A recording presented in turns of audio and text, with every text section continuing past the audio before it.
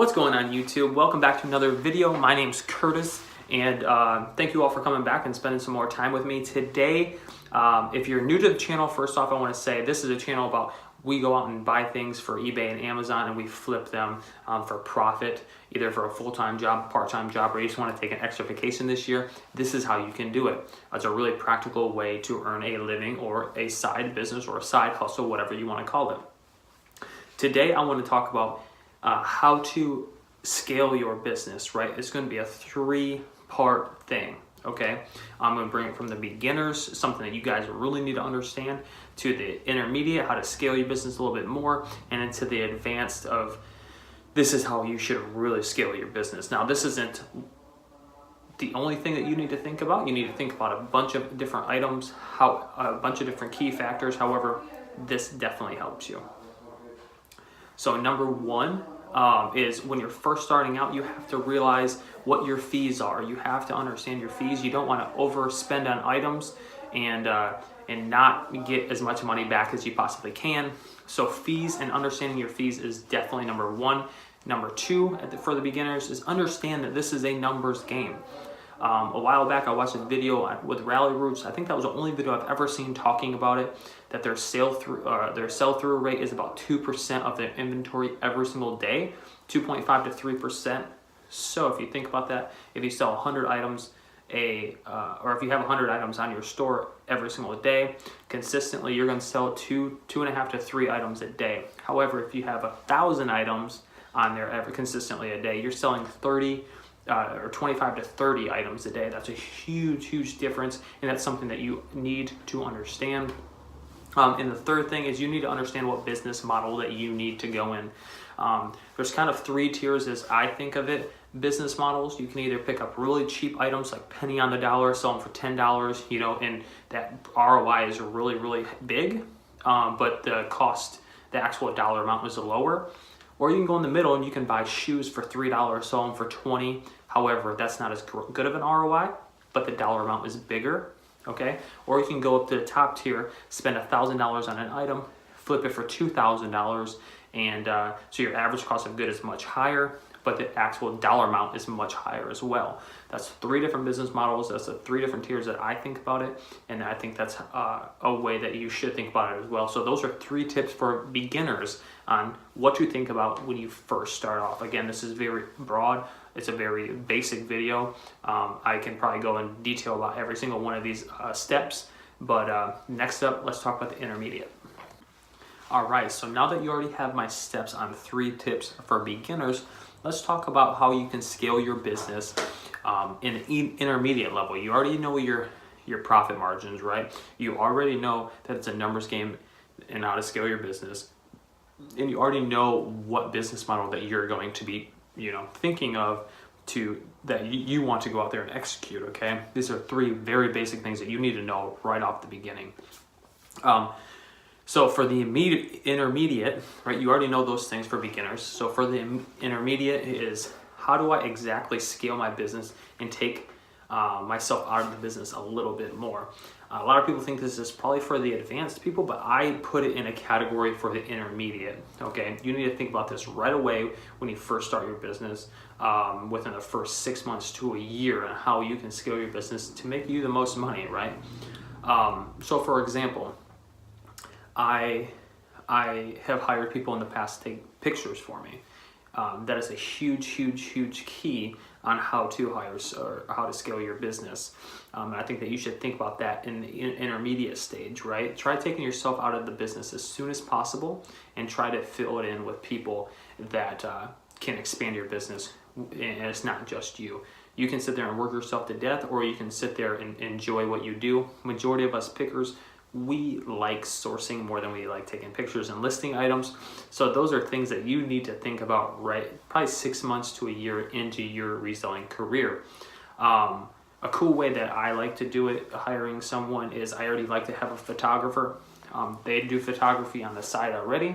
I hire their service, so it's a W-9 employee. Again, I'm not saying any legal advice. Speak to your accountant or your CPA and they will tell you all that. This is just what I like to do.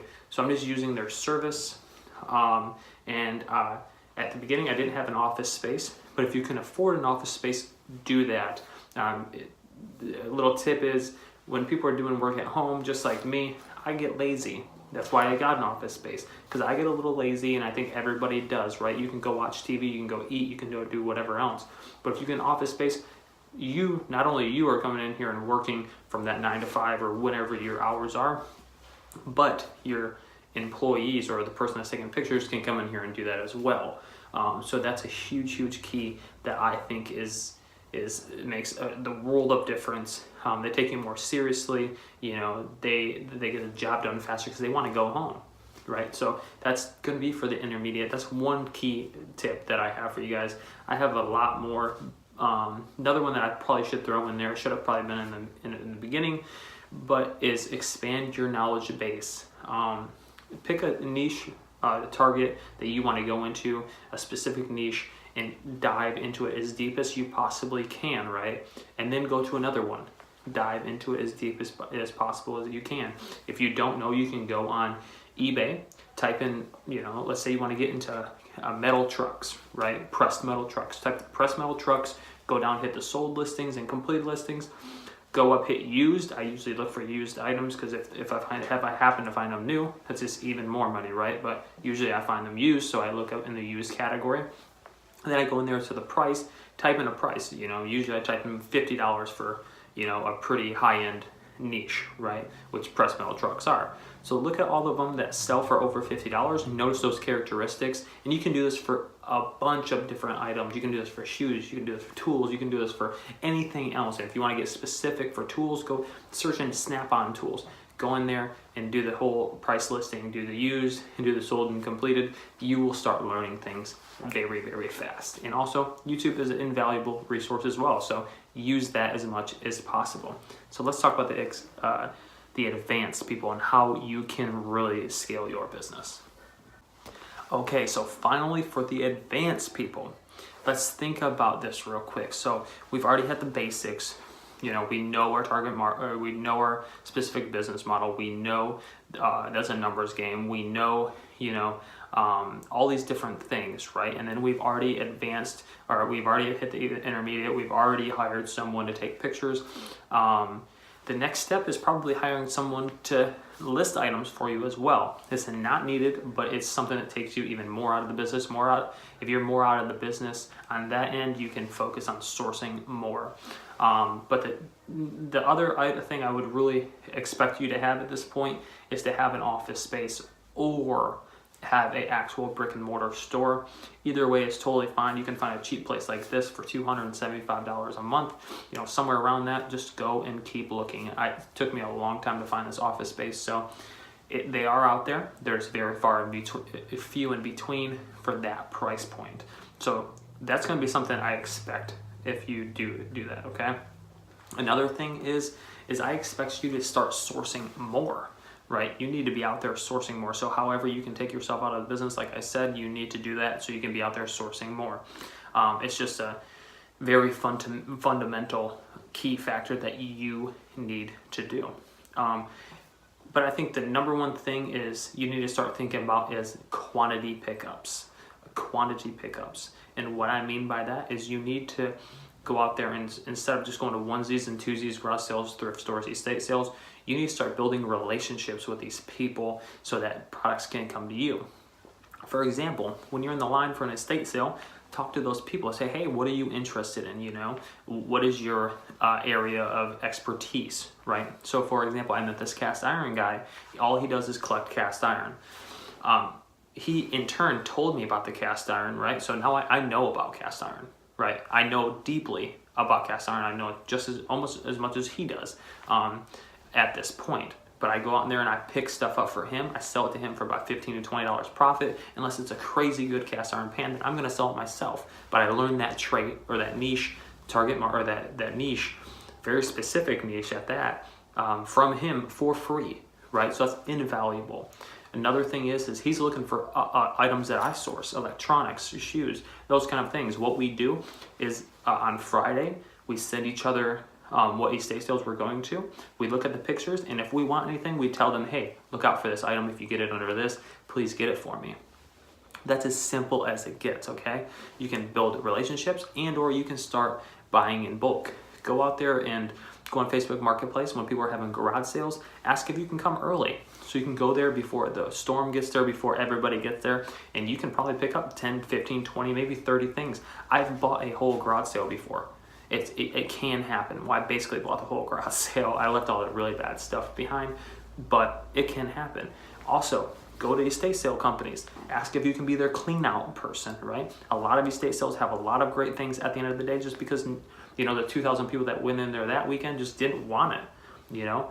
You can find a lot of good items that way. Ask to be their clean out person. They're always looking for that. It saves them time, it saves them labor, it saves them just a hassle. And also, you either can get it for free or a very, very reduced price just because they want it gone. So those are 3 things that you probably should be looking out for in the building relationships when you're at the advanced level. You know, buying in bulk is just going to allow you to scale your business more and more and more, you know, because you're hiring these people in the intermediate and maybe the advanced stages to, you know, take pictures for you in the list. You got to fill them with things to list. So, but I think the huge key factor is trying to have a store to where someone comes to you with items and you're not so much going to them all the time.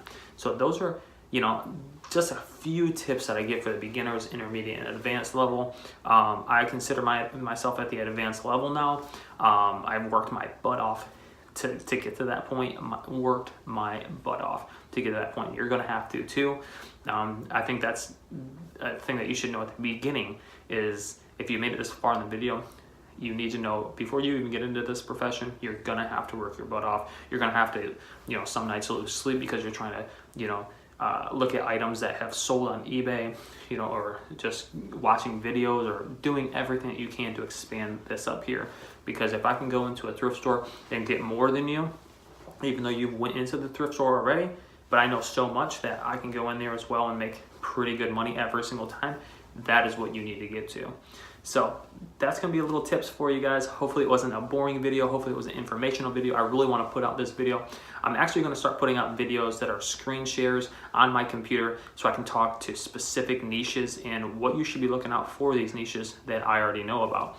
I just want to build your guys' your educational foundation for knowing these items, and so you can make more money. So like, comment, subscribe down below. If you found this informational, if you found this good video, like a good video, comment down below and say, hey, keep this up. If you don't like it, comment down below and say, hey, I don't like this video at all. Just let me know either way.